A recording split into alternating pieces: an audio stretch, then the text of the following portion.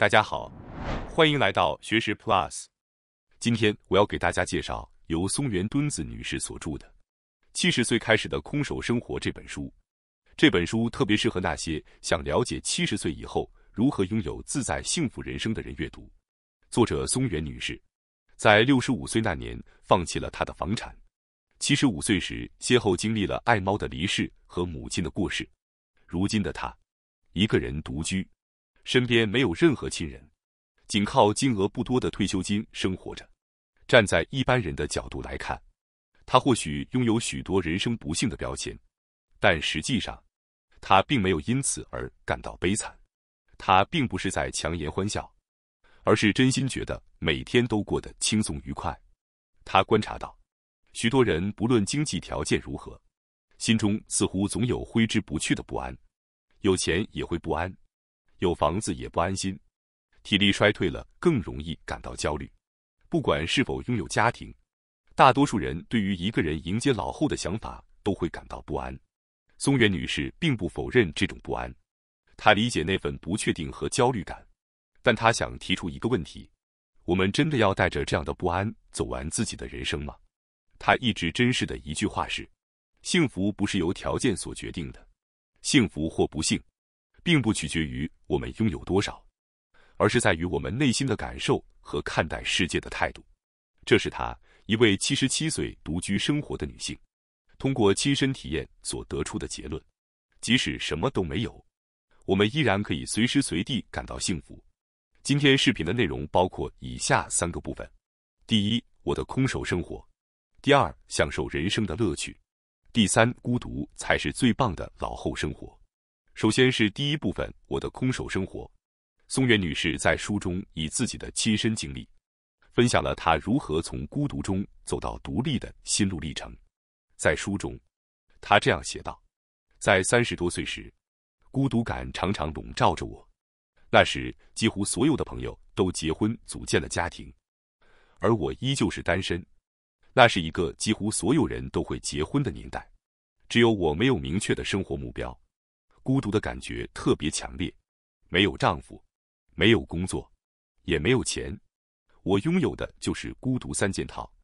我会永远被这个世界所遗忘吗？这就是我的人生吗？孤独的压迫让我几乎喘不过气来。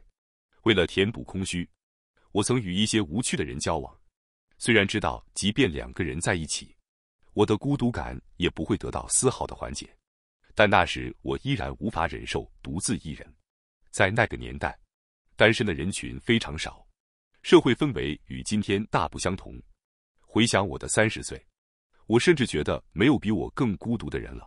然而到了40岁、50岁时，幸运的是我找到了工作，生活变得很充实。日复一日的忙碌让我几乎没有时间去思考孤独的问题。我有了自己的住所，有了稳定的收入，也积累了一些存款。那时候，我开始享受独立带来的满足感，不再依赖他人，感受着经济自足的喜悦。然而进入60岁后，我没有预料到那段曾被封印的孤独竟然再次浮现，这让我深感意外。虽然我已经自立，但我开始怀疑，随着年纪的增长，我是否还能继续独自生活下去，独自老去，是否真如我想象的那般轻松？这些问题开始在我的心头浮现，让我不得不面对这个现实的重压。有一次，我尝试租一间公寓，却因我年纪超过60岁而被拒绝。这一刻，我深刻体会到社会对高龄独居者的种种偏见，这让我更加意识到，老年生活中并非一切如愿，许多自由也受到限制。没有孩子的我，晚年将面临孤单的挑战。那以后，生活会如何？如果年纪更大，社会会如何看待我？我是否会被社会抛弃？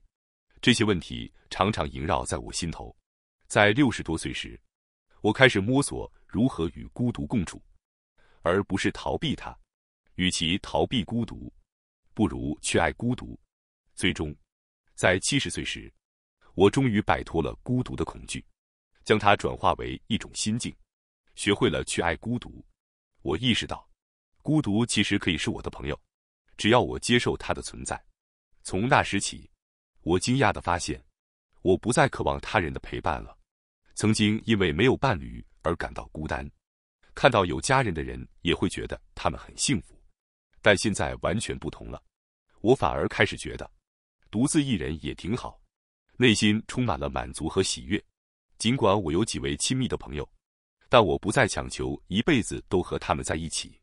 虽然如果能一直相伴是最好的，但如果不能，也没有关系。曾经渴望人际关系的我，如今更能享受一个人的时光。当我不再依赖他人时，我变得更加温柔，对自己也更有耐心。曾经，一个人待在家里会感到寂寞，但现在我能享受内心的平静，即使被人称为孤独老人，只要我自己过得幸福，那就足够了。我不再向外界所求，将注意力集中在自己的内心世界，安享属于我的独立老后生活。接下来是第二部分，享受人生的乐趣。您希望余下的人生要怎么度过呢？在书中，松原女士这样写道：在长期的新冠疫情期间，我突然感到了一丝不安，我竟然没有一个固定医生。在过去，我一直认为这个问题无关紧要，但在这个时代，随时可能需要一个能立刻求助的医生。于是，我开始匆忙查找附近的诊所。由于肺功能不太好，我决定去找一家呼吸内科。同时，我也在网上查看了诊所的评价，准备去试诊。如果这个医生不合适，大不了就去一次而已。结果，这次的诊疗让我感到非常意外。医生不仅耐心地看着我的眼睛，认真倾听，还详细地讲解了我的病情。仅凭这一点，我决定将他定为我的固定医生。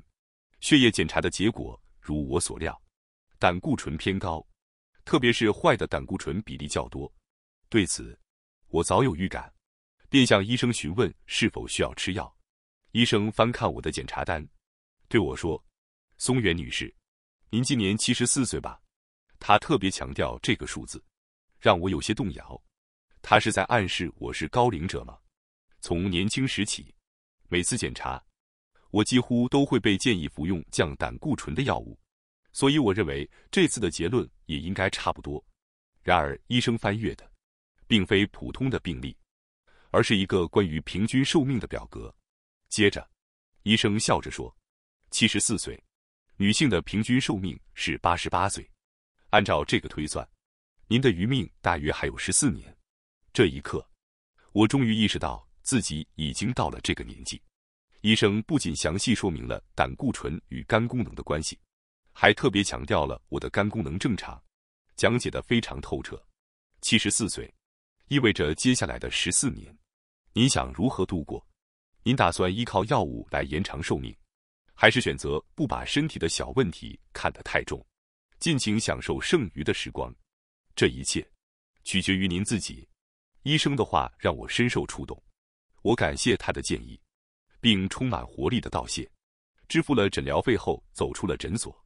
当我走出门时，觉得外面的空气格外清新。14年，我突然意识到自己需要以一种新的态度去过每一天，不再被琐碎的人际关系困扰。在疫情笼罩的阴霾中，我仿佛看到了久违的光亮。您的余命还有几年呢？当您开始从余命这个角度审视自己的人生，你会渐渐明白真正值得做的事是什么。我由衷地想推荐这种思考方式给您。接下来的日子，我主办了一个旨在支持单身女性的老后生活的活动小组，大部分成员都是独居老人。虽然经常听到他们说现在还好，但年纪大了会很不安，但这些话语往往源于希望别人来让我幸福的心理。只要明白让自己幸福的人只能是自己，那么这种不安自然会消失。我从母亲身上也领悟到了一个重要的道理：无论过去有多么外向活跃，到了85岁左右，行动范围总会逐渐缩小。朋友们也在变老，不再像以前那样频繁聚会，独处的时间会越来越多。因此，与其担心一个人会不会不安，不如从现在开始寻找那些能让自己独自享受的事情。毕竟，如果只是看电视打发时间，老后的时光会显得异常漫长。年轻时的独处，或许带有些许寂寞，但一旦步入高龄，独自生活的自在与美好将愈加显现，甚至让人不禁想要高呼：一个人也太棒了吧！最后是第3部分，孤独才是最棒的老后生活。一个人生活，身边没有人，竟然能感到如此清爽自在，简直太棒了！我真想告诉大家，独自生活的美好。这是一位88岁女性的心声，她擦着粉色的口红，眼中透露着自信与自在。许多人一想到生病或遇到突发状况时没有人照顾，便会不安，渴望陪伴。而她却说，那样的想法是不对的。虽然别人可能会认为她过的是孤独的生活，但她自己却认为，我是在享受完全的自由。她每天亲自决定自己的日程安排，过着自主的生活。今天做点料理，明天去散步，或者一个人边小酌边看体育转播。她说，这种完全由自己掌控的生活，是最棒的自由。而且到了快90岁时，她真正意识到生命的有限，已经没有多余的时间去陷入寂寞的情绪中了。花时间说寂寞太浪费了，不如用这时间好好享受生活。让自己快乐的人，不是别人，而是自己。当寂寞的情绪袭来时，找人聊聊天，稍微分散注意力是可以的，但更重要的是，能否在那之后咬咬牙，将注意力转向如何独自也能开心的生活。这虽然不容易，但却是关键。不要为了填补寂寞而依赖别人，不如说，与其抱怨寂寞，不如学会感恩。一位90岁的女性活得如此洒脱，每天晚上睡前，她都会把手放在身体的某个部位，轻声说：谢谢你，心脏，谢谢你，膝盖。她说，这样做时，身体仿佛在回应她，明天也要好好活着。